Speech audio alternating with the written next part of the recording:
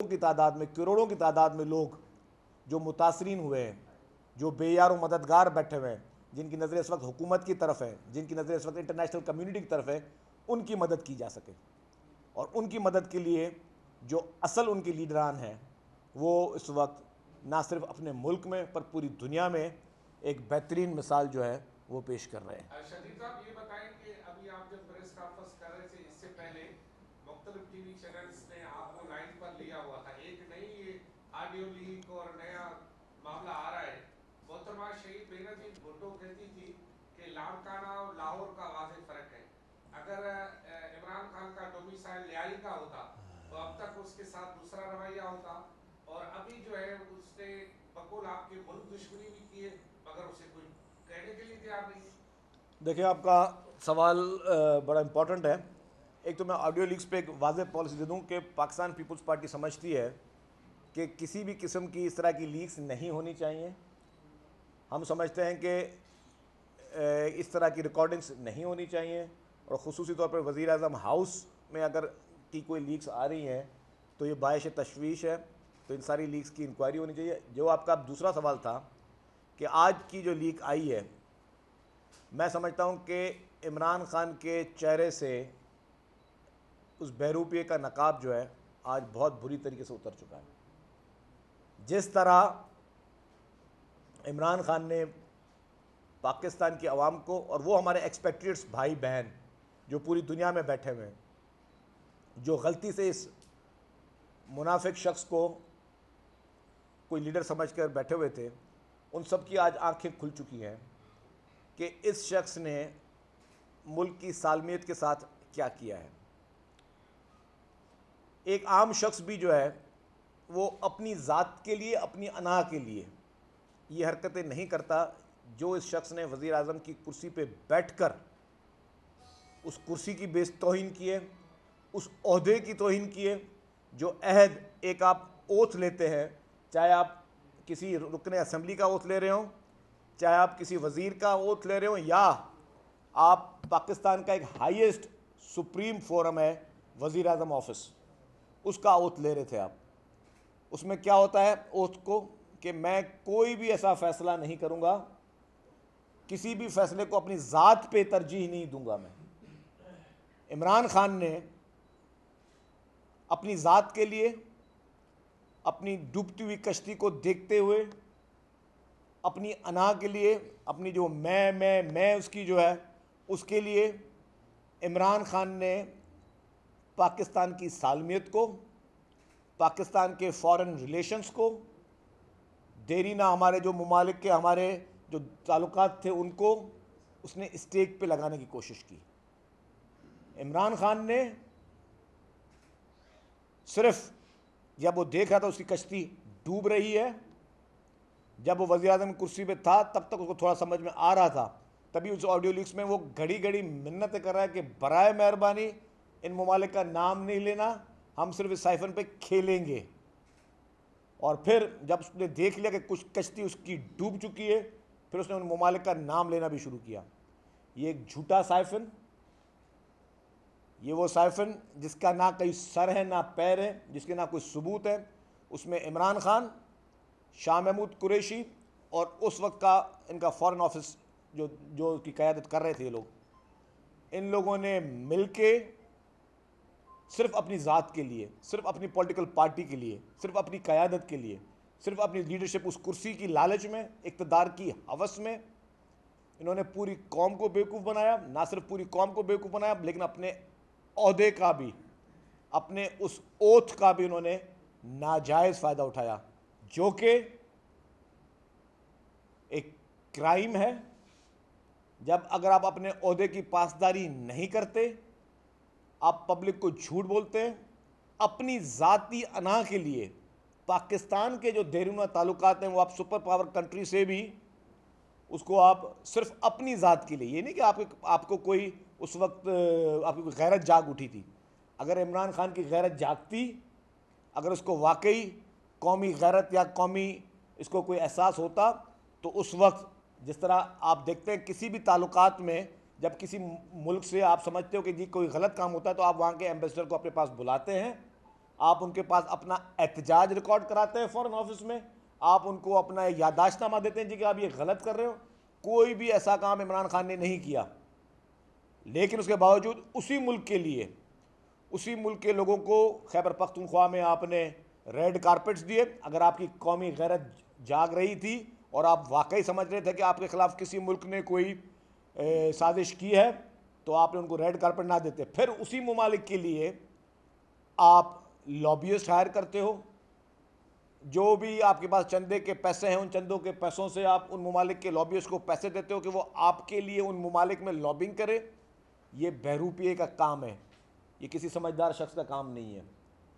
Pakistan peoples party और सिंध हुकूमत और तमाम हमारे कोalition इत्तेहाद, जिनकी जितनी भी हिस्ट्री रही है, कभी आपने ये नहीं देखा होगा कि किसी भी पॉलिटिकल पार्टी के सरबराह ने, कितनी दफ़ा हुकूमतें गई हैं, पाकिस्तान पीपल्स पार्टी की हुकूमतें निकाली गई, PMLN की गवर्नमेंट निकाली गई, किसी ने मुल्क के साथ, मुल्क के इस्तेहकाम के साथ इस तरह का गंदा खेल नहीं खेला जो इमरान खान खेल रहा है।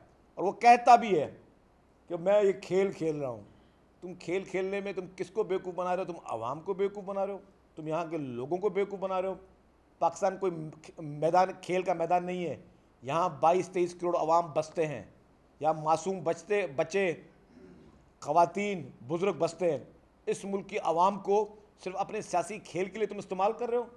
मैं समझता हूँ कि ये इस वक्त पूरे पाकिस्तान की आवाम की आंखें खुल जानी चाहिए। इमरान खान की जितनी भी ये ऑडियो आ रही है, इसमें ये चीज़ वाज़ेह हो रही है कि इमरान खान अपने लिए, अपने इक़्तिदार के लिए हर हद पार कर सकता है। इसने आपके मुल्क की अदलिया को निशाना बनाया, इसने आपके मुल्क की इस्टेब्लिशमेंट को निशाना बनाया, इसने आपके मुल्क के इलेक्शन कमीशन को निशाना बनाया। और ये बहुत ही डरपोक शख्स है। ये भी मैं बता दूं, जो लोग कहते हैं ना कि ये बहादुर है, शेर है, कुछ भी नहीं है। सिर्फ अपनी कुर्सी बचाने के लिए, क्योंकि जब इस्लामाबाद हाई कोर्ट से इसको निशाना, एक रिमार्क्स में एक इसको अंदेशा हो गया था कि ये डिस्क्वालीफाई होने जा रहा है, तो आज एक सेशन जज साहिबा के पास ये माफ़ी मांगने के लिए पहुंच गया। मतलब आप देखें इसको अपनी इक़्तिदार से, अपनी कुर्सी से और इक़्तिदार में आने के लिए कितना ये शख्स बेबस है, कितना ये शख्स उसके लिए ये लाचार है, कितना उसके लिए इसको इतना शौक़ है कि मैं हर हाल में इक़्तिदार की कुर्सी पे बैठूं। उसके लिए आज ये सेशन जज साहिबा के पास माफ़ी मांगने पहुंच गया। अगर ये इसको एहसास होता कि मैंने गलत काम किया है, तो ये जो हाई कोर्ट में जब नोटिस हुआ उससे पहले कर लेता। जिस दिन तकरीर की थी उसके सेकंड डे बोलता हाँ मुझसे गलती हो गई, किसी जज साहिबा का मैंने नाम ले लिया, उसको मैंने धमकी दे दी, उसके पास चला जाता। लेकिन नहीं गया, क्योंकि उसको पता था कि जो कुछ किया उसने अपने होश हवास में किया। लेकिन अब जब उसको पता है कि उसकी उस हरकत की वजह से वो डिस्क्वालीफाई हो सकता है, उस पर कंटेम्प्ट हो सकती है, तो आज वो माफ़ी मांगने के लिए पहुंच गया। तो ये शख्स सही है जो अपने आप को एक ड्रामे के तौर पर, एक अदाकार के तौर पर पेश कर रहा है। इस शख्स की असलियत ये है जो कि पूरे मुल्क के सामने और कौम के सामने आ जानी चाहिए। ऑडियो लीक थियण खां पोइ PTI न्यूज़ चवंदा त उन जो मौक़िफ़ आहे उहो साबित थियो आहे त साइफ़र वारी साज़िश बाक़ाइदो हुई। तव्हां हिन में छा चवंदो? इन खां अलावा इहो बि ॿुधाइजो त जेको इमरान ख़ान कल्ह वरी ॿीहर बयानु ॾिनो आहे, पहिरें मां न खेॾियुमि पर हाणे हिन मामले ते मां ज़रूरु खेॾींदुसि। त क्रिकेटर मैदान हिकिड़ो अलॻि समझ अचे पियो, मुल्क की सालमियत सां खेॾण खे तव्हां कीअं ॾिसो था? देखो जी, ये शख्स बिल्कुल इस वक्त मुल्क की सालमियत के साथ खेल रहा है, मुल्क के इदारों के साथ खेल रहा है। ये हर हद तक जाने के लिए तैयार है। आज इसको आप बोल दें जी कि तुम्हें हम वज़ीर आज़म बना रहे, इसको कोई एश्योरेंस दे दे, ये शख्स बिल्कुल तब्दील हो जाएगा। उसी चीफ इलेक्शन कमिश्नर को इसने खुद लगाया और उसके लिए जो गंदी ज़ुबान इस्तेमाल कर रहा है स्टेज पे खड़े होकर, मतलब आप कौन से मुल्क में ये होता है कि आप मुल्क के इदारों के ख़िलाफ़ इस तरह की बातें करते हैं? जो सोशल मीडिया पे बेहुदा मुहिमें सारे आपके मीडियम्स पे चल रही हैं, ट्विटर पे चल रही हैं, टिकटॉक पे चल रही हैं, फेसबुक पे चल रही हैं, इन सब का ऑथर कौन है? ये लाखों करोड़ों रुपए जो खर्च हो रहे हैं कहाँ से आ रहे हैं? ये फौरी तौर पर वफाकी हुकूमत को एक्शन लेना चाहिए। मैं समझता हूँ कि वफाकी हुकूमत एक्शन लेने में बहुत देर कर रही है। वफाकी हुकूमत को इतना लीनियंट नहीं होना चाहिए। जिस तरह वो चांडियो साहब ने सवाल किया कि उसका ताल्लुक जो है वो सिंध से नहीं है, मैं समझता हूँ कि ये इस तरह की हरकत अगर जो इमरान खान जो घिनौनी साजिश कर रहा है, ये अगर यहाँ से होती तो शायद नताज इतनी ढील नहीं दी जाती, इतना लाडला नहीं होता। इमरान खान को आज भी लाडले की तरह ट्रीट किया जा रहा है। मैं वाज़ेह कहता हूँ कि यकीनन ग्रीवेंसेस हमें हैं, कि इमरान खान को लाडले की तरह ट्रीट किया जा रहा है। आज भी उसको स्पेशल ट्रीटमेंट इमरान खान को दी जा रही है। इतनी ढील पाकिस्तान में किसी शख्स को नहीं मिली जो इमरान खान को मिली हुई है। वो आज भी, क्योंकि वो कहते हैं ना कि जी अगर किसी बच्चे को डर नहीं होगा किसी चीज़ का, उसको ढील पे ढील मिलेगी। अभी लित्तड़ उसको पढ़े नहीं है तो तब उसका दिमाग ख़राब हो गया उस शख्स का।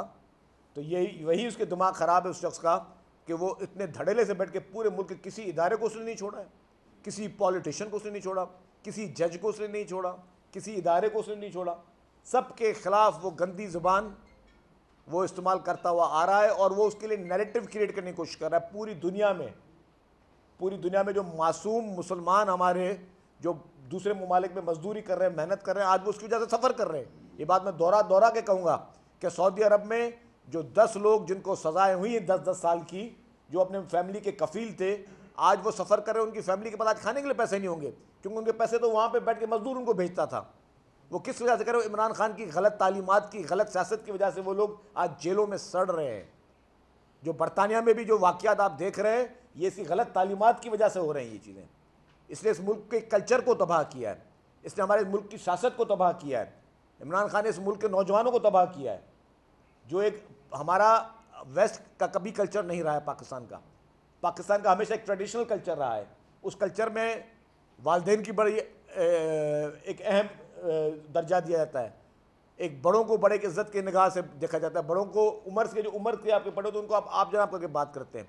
ये शख्स बैठ के जो लैंग्वेज यूज़ करता है, जो तलफ़ुज़ यूज़ करता है, जिस तरह की वोकैबुलरी इस शख्स की है, इसने वो सारी नौजवान नस्ल के जहनों में, ज़बान में उस तरह का उसने जो गंदा कल्चर है वो उसने उनमें डाइवर्ट किया है। सोशल मीडिया के थ्रू उसको किया गया।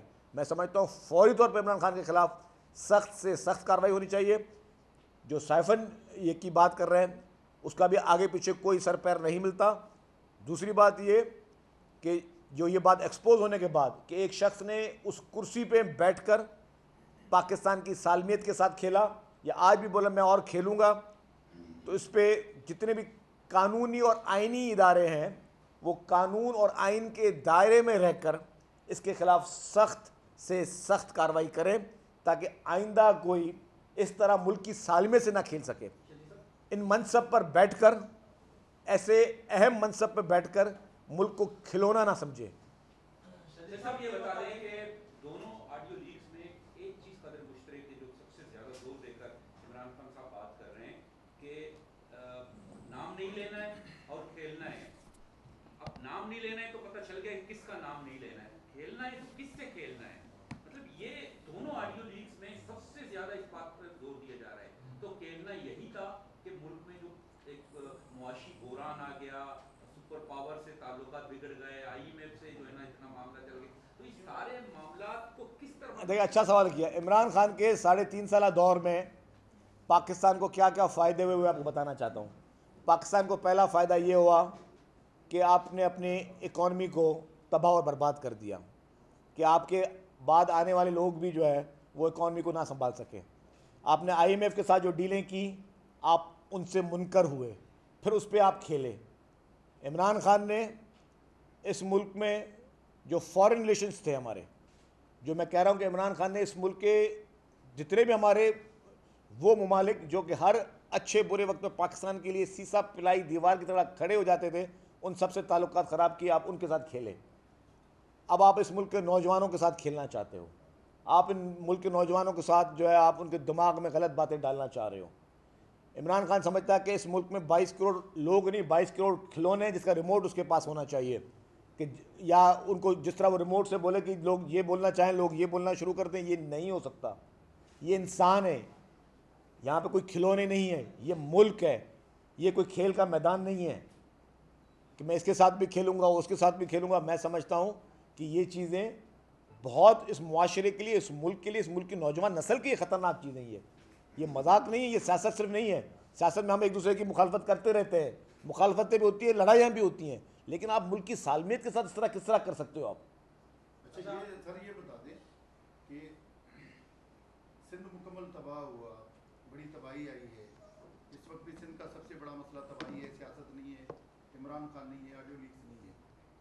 आप लोगों को एक मौका मिला है एक नए सिंध की तामीर का, तो क्या प्लानिंग सिंध हुकूमत कर रही है और किस तरह नए सिंध की तामीर करेंगे और इस हवाले से क्या मनसूबाबंदी की जा रही है? देखिए जी, सिंध हुकूमत, पाकिस्तान पीपल्स पार्टी की लीडरशिप मोहतरम बिलावल भुट्टो जरदारी साहब, प्रेसिडेंट मोहतरम आसिफ अली जरदारी साहब, चीफ मिनिस्टर सिंध सैयद मुराद अली शाह साहब और पूरी सिंध की कैबिनेट और सब का ये एक तहिया किया हुआ है, कुछ भी हो जाए हमें अपनी डेवलपमेंट स्कीम्स को कम करना पड़े हम करेंगे, हमें अपने तमाम अखराजात को जितना नीचे लेके जा सके लेके जाएंगे, लेकिन इन सैलाब मुतासरीन को हम अकेला नहीं छोड़ेंगे। इन सैलाब मुतासरीन के लिए हर हद से गुजर जाना पड़े तो सिंध हुकूमत गुजरेगी। अभी भी देखें जैसे ये हुआ है कि एवरी डे पका पकाया खाना उनको दिया जा रहा है, टेंट्स वगैरह दिए गए, बाकी सारी चीज़ों में तफसील में नहीं जाता। जो लोग अपने मुख्तलिफ टेंट सिटीज़ में वापस घर को जा रहे हैं, गवर्नमेंट उनको खाली हाथ नहीं भेज रही, उनको ट्रांसपोर्ट भी प्रोवाइड करी, उनको राशन बैग्स भी दे रही है ताकि आप जब अपने घर जा सके तो आप उस वक्त भी खाने के लिए परेशान ना हों। और अब आएगा जो फेज़ रिहेबिलिटेशन का, उसके लिए सिंध हुकूमत का ये तैयार है कि जितने भी लोग जिनके घर टूटे हैं उनको हुकूमत सिंध घर बना के देगी, जिसकी तादाद लाखों में होगी, मिलियंस में होगी, लेकिन हुकूमत सिंध मुश्किल की इस घड़ी में अपने लोगों को अकेला नहीं छोड़ेगी। आप जैसे कह रहे हैं शर्जील साहब, आप जैसे कह रहे हैं कि आप बरसात मुतासरीन की मदद कर रहे हैं, ट्रांसपोर्ट भी दे रहे हैं, राशन भी दे रहे हैं, 95% सिंध के लोग अभी भी दरबदर हैं, कोई मदद नहीं, ना डीसी मदद कर रहे हैं, ना हुकूमत मदद कर रही है। ये जो दावाएं सामने आ रही है ये सिर्फ मीडिया तक महदूद है, अमली तौर पे तो वो बेयार मददगार बने हुए हैं। अच्छा, मैं आपको एक अर्ज़ कर लूँ, कोई ऐसा मुझे आप टेंट सिटी बता दें जहाँ पे खाना नहीं जा रहा हो, पका पकाया खाना, कोई ऐसी जगह बता दें जहाँ हुकूमत नहीं पहुँच रही हो। हाँ, ज़ाहिर है मैंने आपको कहा कि दो चीज़, एक जहाँ पे हुकूमत के लिए मोटरेबल रोड्स नहीं थे, वहाँ पे पाकिस्तान फ़ौज एंड पाकिस्तान नेवी और एयरफोर्स इन लोगों ने वहाँ पे कैंप्स लगाए, उन्होंने वहाँ पे चीज़ें पहुँचाई जो कि बहुत अच्छे तरीके से उन्होंने काम किया है। जहाँ पे मोटरेबल थी वहाँ सिंध हुकूमत ये सारी चीज़ें पहुँचा रही थी। अभी भी सिंध हुकूमत के नुमाइंदे मौजूद हैं अपने हलकों में, वहाँ पे राशन भी दे रहे हैं, पका पकाया खाना भी दे रहे हैं, और जो बाकी ज़रूरियात की चीज़ें हैं वो सब पहुँचाई जा रही हैं। डेफिनेटली इतनी बड़ी कैटास्ट्रॉफी में कुछ लोग रह गए होंगे, लेकिन जो अभी रह गए हों हमने नंबर्स तशहीर किए हैं, हमने अखबारों में नंबर दिए हैं कि जी अगर आप समझते हैं आपके पास इमदाद नहीं पहुँची है, बराए मेहरबानी आप इन नंबर्स पे कांटेक्ट करें, हुकूमत अश्योर करेगी आपके पास हम लोग पहुँचें। ये हमारी जिम्मेदारी है कि हम हर जगह पे ज़रूर पहुँचें। नंबर क्या आपके डिप्टी कमिश्नर ही मदद जी, नहीं कर रहे? नहीं। पाकिस्तान पीपल्स पार्टी जे वफाकी सरकार जे इत्तेहादी आहे उन वफाकी सरकार जे फैसलो कयो आहे जेको सिंध दुश्मन कैनाल हुयो उन कैनाल जे मुनसिबे जी मंजूरी ॾिनी वई आहे, त पाकिस्तान पीपल्स पार्टी जे इत्तेहाद आहे वफाकी सरकार में इत्तेहादी वेठी आहे, उन सरकार कहिड़ो नालो खणो आज आज की बात मंजूरी नहीं दी है। देखिए, उन्होंने अगर फेडरल गवर्नमेंट ने कोई इजलास किया है तो डेफिनेटली पीपल्स पार्टी की सिंध हुकूमत का वही मौक़िफ़ होगा जो पहले था।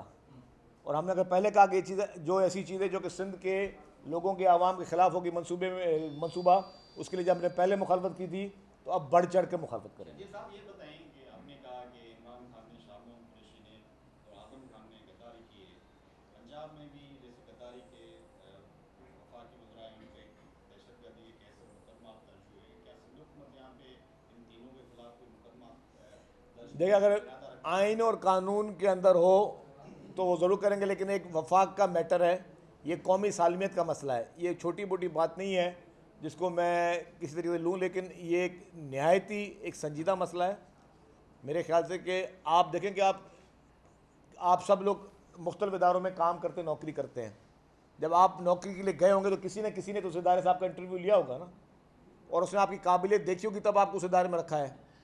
तो क्या हम इस मुल्क में ऐसे शख्स को जो कि पहले धांधली के ज़रिए वज़ीर आज़म बना, और यही था, अगर मेहनत से वज़ीर आज़म बनता है इमरान खान तो इस तरह की हरकतें नहीं करता, क्योंकि धांधली के ज़रिए वज़ीर आज़म बना था, उसको पता ही नहीं था कि वज़ीर आज़म की कुर्सी क्या होती है, असम्बली क्या होती है, पार्लियामेंट क्या होती है और फॉरेन रिलेशंस होते क्या हैं। तो इसी तरीके से जो शख्स इस वक्त ये चीज़ साबित हो चुकी है कि ना वो मुल्क के साथ मुफलिस है, ना अवाम के साथ मुफलिस है, ना कौम के साथ मुफलिस है, तो आइंदा के लिए ऐसे शख्स को किसी भी सूरत में ऐसे अहदे पे बैठने का कोई हक नहीं है और उसके खिलाफ सख्त से सख्त कार्रवाई वफाकी हुकूमत ने करनी चाहिए। मैंने कहा कानून के दायरे में रहकर, आइन के दायरे में रहकर, जो आइन पाकिस्तान कहता है कि जो शख्स अपने ज़ाती मुफाद के लिए मुल्क के सलामती के को भी कॉम्प्रोमाइज़ करने के लिए तैयार है, तो उसके साथ जो कानून और आइन कहता है कि सलूक होना चाहिए वो उसके साथ होना चाहिए। जमात इस्लामी मुतालबा करती रही है कि बलदियाती इंतखाबात कराए जाएं, मगर आज उन्होंने मुतालबा किया है कि 23 तारीख को पाक भारत मैच है, इसलिए इंतखाबात मुलतवी किए जाए, तो उस पर क्या कहेंगे? क्या मुलतवी होने चाहिए? अब वो खुद ही जब अदालतों में भी चक्कर लगा रही है। देखिए, जमात इस्लामी सियासत मेरे समझ में नहीं आती, और जो सैलाब से लोग बेचारे तड़प रहे हैं उनका भी उनको फिक्र नहीं है। वो सिर्फ वो भी अब मेरे ख्याल से वो सोशल मीडिया पे जमात इस्लामी कंपटीशन करना कोशिश कर रही है इमरान खान का, तो उनका आपस में मुकाबला करने देंगे। सीधा मेहरबानी। Thank you.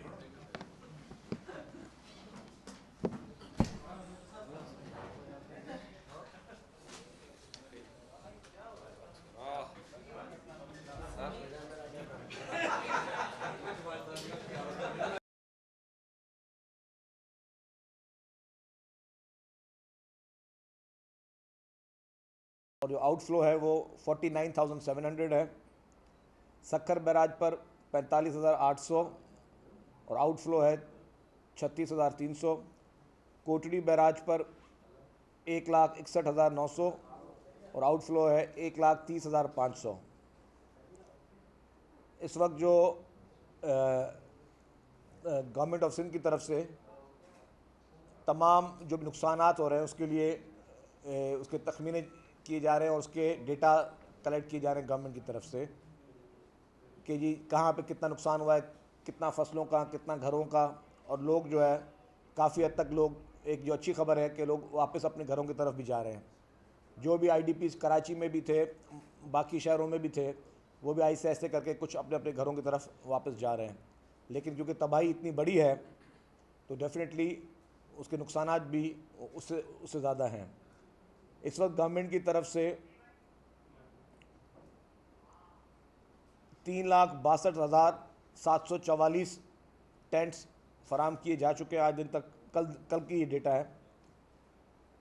और जो मेजर चीज़ है राशन बैग, वो 10,60,771 फैमिलीज़ को, ख़ानदानों को हुकूमत सिंध जो है वो राशन बैग दे चुकी है। इसके साथ mineral water, jerry cans, bed sheets, pillows, folding beds, animal mosquitoes, normal mosquitoes, kitchen sets, sleeping mats, और जो भी अभी कैंप्स कायम हैं सिंध भर में, जितने भी टेंट सिटीज़ हैं उस पे उन कैंप्स में इस वक्त कुक्ड फूड हुकूमत सिंध जो है वो सब जगहों पर फराम कर रही है। काफ़ी जगहों पर मिनरल वाटर के लिए जो RO प्लांट्स होते हैं पोर्टेबल छोटे, वो भी फराम किए जा रहे हैं काफ़ी जगहों पर, ताकि जो पीने का पानी है वो लोगों को साफ़ फराम हो। आप देख रहे हैं जी, चेयरमैन पाकिस्तान पीपल्स पार्टी और जो फॉरेन मिनिस्टर बिलावल भुट्टो ज़रदारी साहब इस वक्त जो भी उनके दौरे हैं उस दौरों में जहाँ जहाँ पे जा रहे हैं वो इस सैलाब मुतासरीन के लिए जो तबाही हुई है उसको वो उजागर कर रहे हैं, और जिससे पूरी दुनिया से अच्छा रेस्पॉन्स आ रहा है।